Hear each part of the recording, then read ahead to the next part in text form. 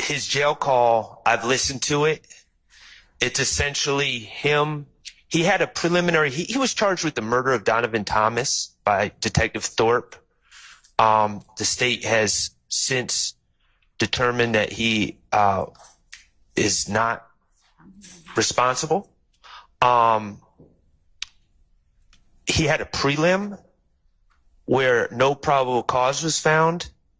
After the prelim, he calls his significant other. I'm assuming it's a significant other. It sounds like it from the context. And he basically talks about the testimony at the prelim. He speculates about who witness 1, 2, and they used codes in the prelim, witness 1, witness 2, witness 3. He speculates about who that could be. And he basically says, it sounds like witnesses 1, 2, or 3, and, or some combination of within those 3 people really threw Shannon under the bus. Okay. So he's commenting, he's speculating, he's commenting about testimony he heard from a detective about what witnesses told the detective, and is just giving his commentary. It sounds like people really threw Shannon under the bus. I have no idea why anything from that phone call to his significant other would be admissible in this trial. And Judge, the phone call would only be necessary if Mr. Sledge said something contrary to what he's indicating in the phone call. And I think a broader context, a broader sort of description of that phone call and what he says is necessary.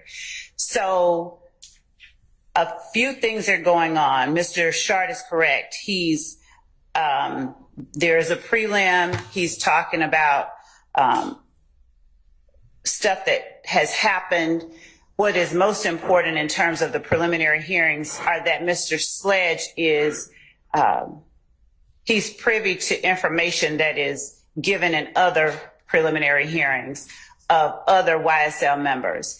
And he's aware that during his own, they are talking in terms of witness 1, witness 2, witness 3, rather than giving names. Right. What he says is, Lil D told, and Lil D is the witness that we've just finished listening to, Mr. Zachary. And he said, I can tell Lil D told because of, and he gives the information that was given by witness 1 or Lil D. He said, I can tell witness 1 is Lil D because he says this. So the fact that as he's discussing with his significant other, the information that he has learned while he's been in jail with other YSL members and in court, and he is not asserting that so-and-so lied. If I were to make a statement closing arguments that, of course, Mr. Zachary changed his story, everybody learned that he told, and he knew that everybody learned that he told, and now he's being looked at as a rat.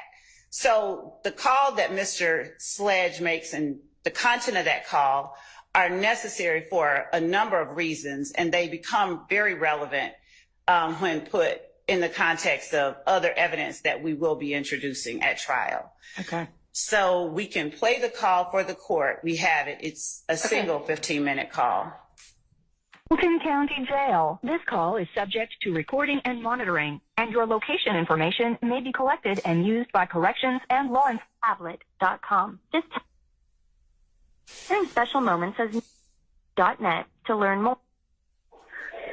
What should be telling Quanah for her to be doing all she be doing that? Man, I ain't even talked to Quanah. I seen Quanah in the courtroom with Tip today. I swear to God, I ain't even talked to Quanah. I seen in the courtroom today with Tip. I was shocked when I looked back. Only thing what made me look back, cause when they first started calling the charge out, that nigga Peanut them dad punched the damn thing and got up and walked out. The folk did miss you today, man. You know, Derek called me and told me everything. What did he say about the bond, though? He said, Yeah, I'm sorry, but that is entirely too muffled for me to understand what they're saying. I'm happy to listen to it at lunch if I need to, but until I can figure out how to hear it through Zoom, or, you know, if y'all want to, sometimes attorneys will bring another speaker, but if I need to hear what's being said, I can't from there. Sorry. So I do have things, but I'd rather test it and then, well, I can try and test it, but I can send it to the court. I mean, if there's an interview we need to get through anyway, why don't we just do the whatever the small, I guess, more discreet objections are to that interview.